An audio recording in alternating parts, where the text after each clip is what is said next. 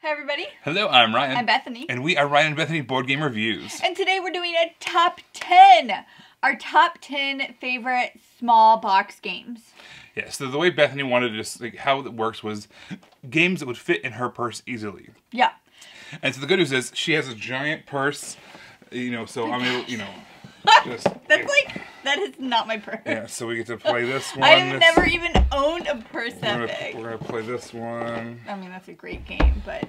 So all these games fit in her purse easily, so basically any game, Gloomhaven's actually our number 2 on the list. Okay, so this is what I mean. This is actually what I mean, Ryan freaking Newmeyer. All right, well, fine. See, the thing is, what we are thinking of is back in the day, from like when I had a purse up until our first daughter was born, I always had a pack of cards in my purse. I just always did. Ask Lisa. It's real. It's true. You could always rely on me for that. So I'm thinking... We had like pick up games of like... Yes. Like side back alley games of euchre and stuff. Side back alley games? Yeah, we'd like bet like quarters. And... No, it was ERS. You twist your rings around. Egyptian rat screw. Faces. What's another word for it? I don't know. There's like 3 different regional names for that game. Anyways. But, so that's what this list is based off of. Like, games you can put in my purse. Yes, so, okay, fine, we'll have some serious size constraints, but that's why you want to go to a list like small boxes, because of small constraints, whether it be storage, table space, portability, all different reasons of why small box games are cool, and also the designs are getting better and better and better in the past 10 years, I would say, so, yeah, let's talk about it. Alright, I'm going to go first, because ladies first. Before I do know my number 10, obviously the honorable mention, deck of cards. Deck of cards. Deck of cards. It's where this all started from. It's why we're married. It's true. It's true. Okay, so my number 10 is Sushi Go, and this is a Sushi Go... Like the small box version. Yeah, there's a couple different versions, but like this is like the portable version. This is, the portable version. So a Sushi Go is a game where it's a set collection but card drafting game. It's really fast paced, it's really fun, the artwork is cutesy, and it's just fits in my purse. That's right. All right, so my number 10 is Hive Pocket. So there's the Hive, which is already pretty travel friendly. It's those nice big tiles that are, resin, they're waterproof and all that kind of stuff. Hive Pocket's even smaller. It takes the whole thing down, so it's even more portable, fits in your pocket, because Hive Pocket. This is a fantastic 2-player, abstract game. You have to think ahead, plan ahead, and I love it. So Ryan can defeat me literally anywhere. My number 9 is...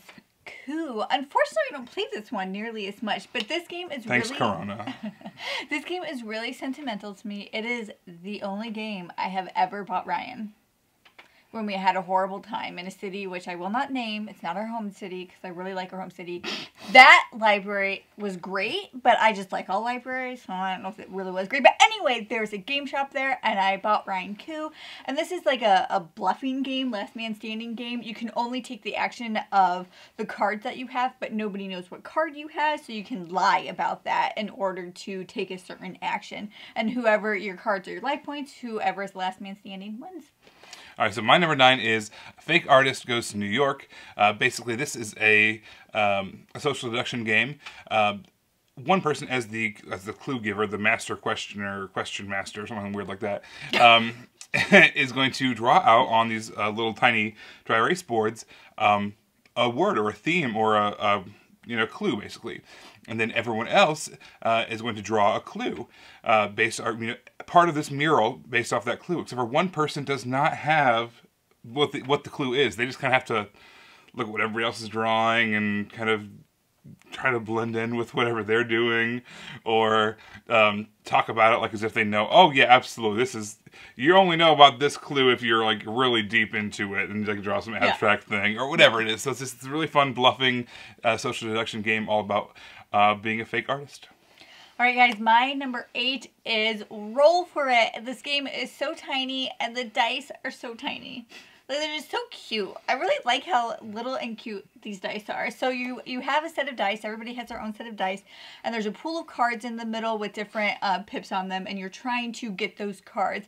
The problem is whenever you put a dice on that card, you don't get that dice back. Or die back. I keep saying dice. You don't get that die or dice back until you or somebody else has completed that card. So you're kind of like gambling because some of them are harder. They give you more points, but then you have to use more die to get those. And it's a cute little game.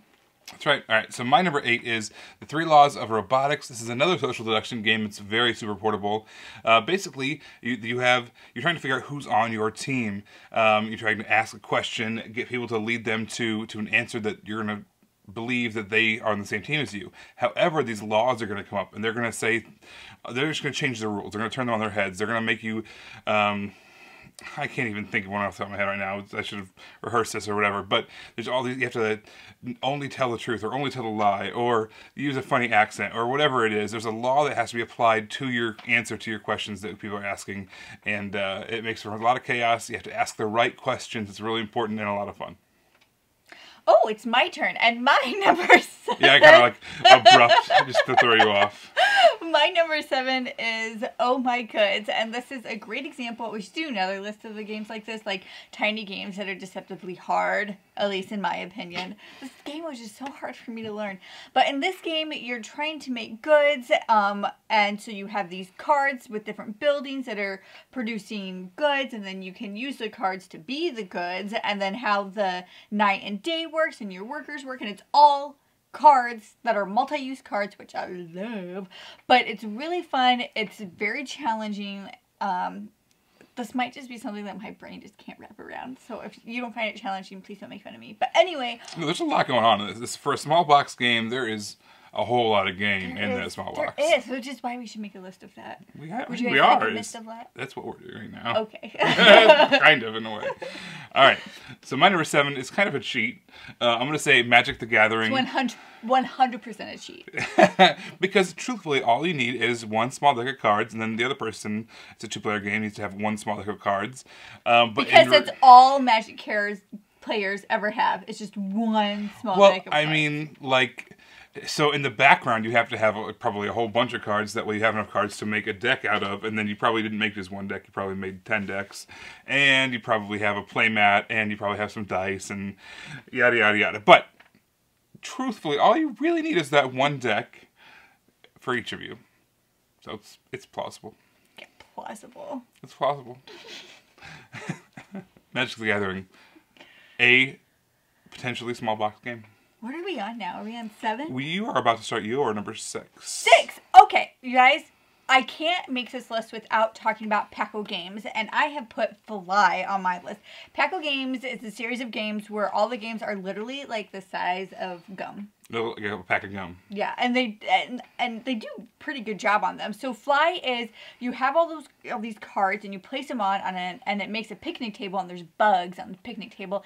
You use this little fly swatter and you have to like drop it down so it lands over the bugs perfectly, and if you completely cover up a bug, you get it, and you're trying to make sets of the different colors or the different shapes, and it is really fun. It is literally this big. This big, guys. Yeah, it's a dexterity game without being like a speed dexterity or anything like that. Oh, yeah. Yeah. It's fun. All right, so my number 6 is Blink. So that is a speed game. It's over in the blink of an eye. Basically, it's like the card game Speed. If you've ever played the card game Speed, I think it has other names as well. But basically what you're trying to do is you have your deck, the other player has their deck. You have a hand of cards, and you're playing the cards down as fast and furious as possible. You're trying to match up either a color, a number, or a shape. And then as soon as you play a card, you draw another one. Play, draw, play, draw, play, draw. Whoever gets rid of their cards first wins. It's like 2 minutes. Extremely portable, small box, small little tin. Blink. All right, so Ryan had like a questionable one, so now I gonna have a questionable one. I guess. Yeah, this is how it works out. So my number 5 is Unlock. The series. Not all of them, just one of them. Yeah. All of them would be cheating, but... It was like fitting them in here. Like there's like 30 of them or whatever. So the Unlock series are an escape room and a box series, but with the Unlock series, you only have the cards. You're not cutting anything, you're not tearing anything up. It's just the cards, and you're trying to get the clues out of it. And so they could easily fit in my purse. And it's all driven by an app as well, so you're going to want a phone or a tablet or whatever, which is a lot also of times is also in my in the purse. purse. Yeah. All right, so my number 5 is also one of those Pack-Out games. It's called Box. And this one, what you're trying to do is you have all these dots, different colored dots all over these little, these small gum-shaped cards. And what you're trying to do is you're trying to set up squares with those dots that, the bigger the square, the more points it's worth. But at the same time, you're able to cover up what people have done.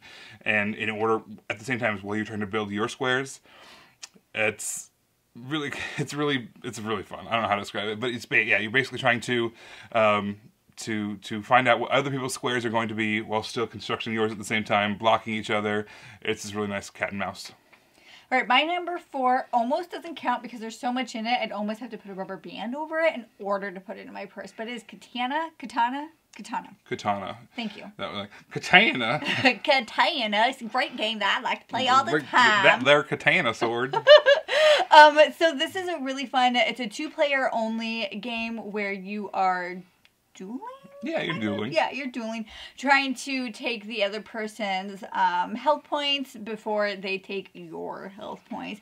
And I really like it. I think this is sleek, smooth. I like the presentation of this game. And with a rubber band, it can fit in my purse. All right, so my number 4 is Star Realms. Same kind of thing. It's a little bit thicker than you'd bulge out of your purse. You'd feel like hitting your thigh as you were walking, probably. But man, this is a 2-player deck builder. You're trying to bring the other player's health down to 0. There's just different factions, so you want to try to get synergy between the different cards so they get like extra abilities. And I love that kind of deck building synergy thing that happens in a lot of those deck builders. There's a ton of expansions to this game as well, and so obviously the more expansions you add, the less portable it is, and some of those make it really, really fun. But Star Realms by itself, it still stands up. Very portable, 2-player deck builder. I love it. My number 3 is Deep Sea Adventure, and this is a really fun push your luck game. You're all trying to get all these treasures, and you're diving underwater, but you're all sharing oxygen, and so you're kind of pushing your luck to see how far down you can go before you're dead. And so I really like that, get treasures or die, and I like how fun that is. This is a great game, and we played it at NumiCon, which is our massive, huge Midwest convention that no one knows about because it's ours. But anyways, what happened in this game was I never got any treasure, I don't think ever. I just kept on dying. Oh, it was so much fun. I told you, it was fun. Treasure and dying. Oh, it was a blast. Yeah, I wasn't lying. No, I love it. My number 3 is The Mind. This is another small box of cards. Basically, in this game, what you're trying to do is, it's cooperative. You and everyone else at the table is trying to play cards in sequential order, but you don't know what cards other people have. So, like, say you've got a 6 in your hand. Should you start off? I don't know, maybe someone else has a 5, but they're waiting for you to play your, wondering if you have a 4, and you're just trying to figure out whether or not you should play a card, and, it's just, you're trying to read everybody's mind without communicating at all. It is really interesting, and the more you play, the better you get. I really enjoy The Mind.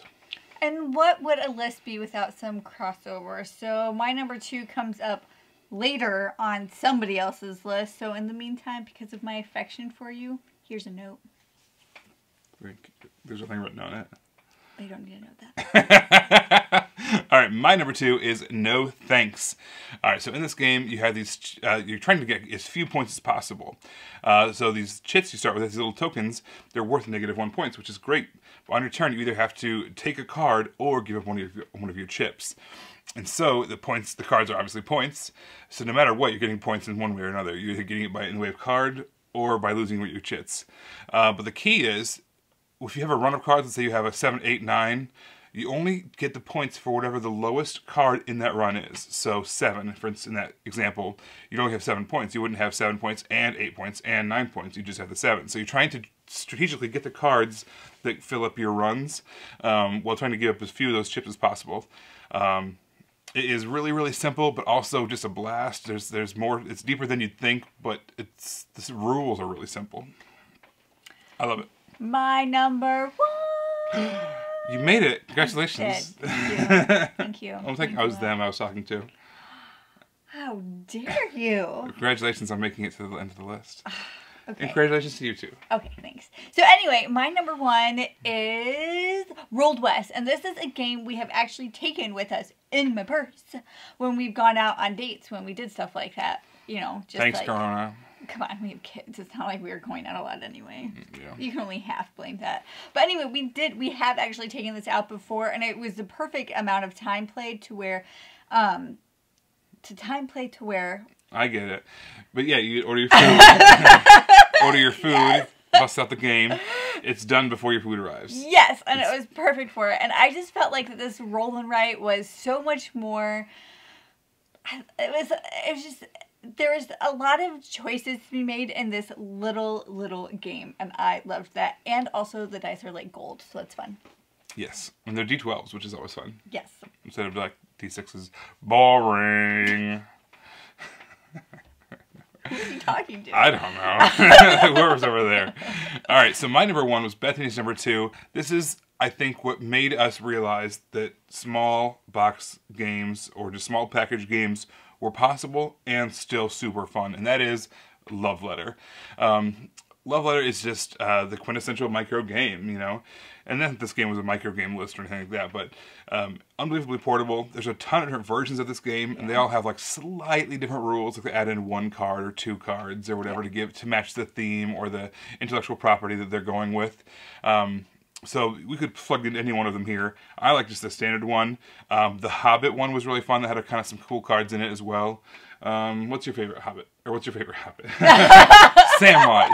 What's your favorite? He is so an undersung hero, okay? Undersung? Like, yeah. Yeah, no, that's right. Yeah. Okay, well, Samwise is awesome. I love Samwise. Belladonna Took, she's my favorite. Not as good as Samwise. I don't even know. Okay, what's your favorite loved letter? The 2019, oh, like the Z-Man? Yeah. There's some extra cards in there too. I know, it's boring. It's like the original, updated. I like Classic plus. Yeah, exactly. Yeah, no, Love Letter's great. Tons of different versions out there. If there's, no matter who you are, you're going to be able to find an IP or a theme that matches your tastes. And some of them will come in pouches, which make it even easier to fit in my purse. Mm-hmm. Instead of a box. So you don't have to worry about the edges and stuff getting roughed up. You're saying, like she doesn't know what she's talking about. What are you talking about? What's a pouch? What does that matter? It matters. Matters. All right, you guys. So yeah, Love Letter. My number 1, Bethany's number 2. It was awesome.